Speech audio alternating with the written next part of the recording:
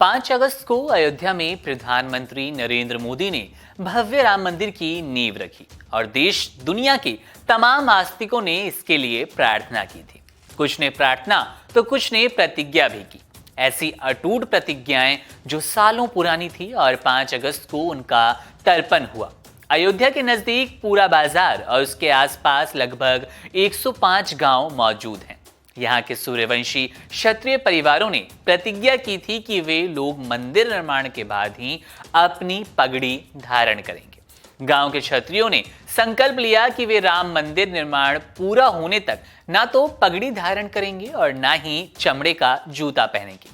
जानकारी के मुताबिक राम मंदिर पर हमले के वक्त सूर्यवंशी समाज के क्षत्रियों ने शपथ ली। इसके अनुसार जब तक मंदिर निर्माण पूर्ण नहीं हो जाता तो वो अपना सम्मान, जिसे पगड़ी भी कहते हैं, उसे धारण नहीं करने वाले छाते से सिर भी नहीं ढकेंगे। इसके अलावा चमड़े का कोई जूता नहीं पहनने वाले। सूर्यवंशी क्षत्रिय अयोध्या के अलावा बस्ती जिले के कई गांवों में रहते हैं।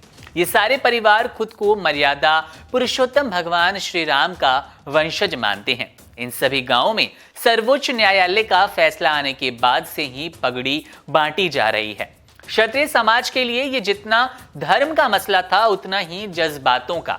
इस मुद्दे पर अयोध्या के रहने वाले महेंद्र प्रताप ने मीडिया चैनल से बात करते हुए स्वराज्य से जुड़ी कई बातें बताई। उन्होंने कहा कि हमारे पूर्वजों ने बहुत पहले ही पगड़ी पहनने से मना कर दिया था। उन्होंने पगड़ी के धारण को इनकार किया था। उन्होंने शपथ ली थी कि जब तक रामलला का भव्य मंदिर नहीं बन जाता तब तक वे पगड़ी नहीं पहनेंगे और बिना जूतों के ही रहने वाले हैं। उन्होंने ये भी कहा कि वे अपने सम्मान से समझौता नहीं करते और ना ही हार स्वीकार करते हैं और पगड़ी उनके लिए सम्मान का विषय है, इसलिए उन्होंने पगड़ी का त्याग किया।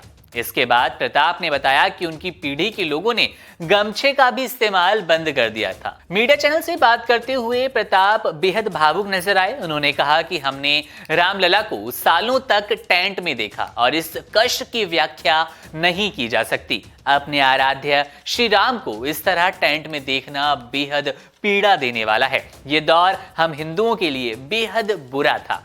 हम हिंदुओं के साथ यही दिक्कत है, हम एक नहीं हो पाते। हम खुद घरों में रह रहे थे, लेकिन जब बात प्रभु राम की आती है, रामलला की आती है, तो वो टेंट पर थे। लेकिन इस बात पर अफसोस नहीं जताते कि हमारे आराध्य टेंट में रह रहे थे। उन्होंने आगे कहा कि भले ही 5 अगस्त जा चुकी है, लेकिन अभी भी माहौल वैसा ही बना है। रामायण और सुंदरकांड का पाठ अभी भी चल रहा है। लोग अभी भी श्री राम का भजन गा रहे हैं और खुशी मना रहे हैं। इसके बाद लगातार और लोगों से बात करते हुए पता चला कि ये पगड़ी ना पहनने की परंपरा काफी पहले से चली आ रही है। जब से संघर्ष चल रहा है राम मंदिर का, तब से लोगों ने ये पगड़ी का त्याग किया, जूते का त्याग किया। और अयोध्या के इन गांवों के आसपास के लोगों से जब आप इस किस्से को जानते हैं तो वो बड़ी ही बारीकी से सारा विश्लेषण करते हैं, सारी चीजों को रखने की कोशिश करते हैं कि किस तरह से प्रभु राम उनके दिल में समाते हैं, प्रभु राम किस तरह से उनके आराध्य हैं और अपने आराध्य का अपमान नहीं देख सकते। अपने आराध्य से जुड़ी कोई भी हार को वो बर्दाश्त नहीं कर सकते। जहां प्रभु राम रावण पर विजय के बाद अयोध्या लौटे थे, तो वो उसी तरह से प्रभु राम की इस वापसी की उम्मीद कर रहे हैं, जो कि 22 जनवरी को पूरी होने वाली है। 22 जनवरी को एक बार फिर से ये क्षत्रिय समाज के सभी लोग, पूरा गांव पगड़ी धारण करेगा, पैरों में जूते होंगे, सर पर छाता होगा और पहचान होगी रघुवंश की, पहचान होगी मर्यादा पुरुषोत्तम भगवान श्री राम की। एक बार जब वापसी, एक बार दोबारा जब प्रभु राम अयोध्या लौटेंगे। आप कितने एक्साइटेड हैं, आप कितने उत्साहित हैं रामलला की अयोध्या वापसी पर, राम मंदिर को लेकर क्या कुछ कहना चाहते हैं, कमेंट करके बताइएगा।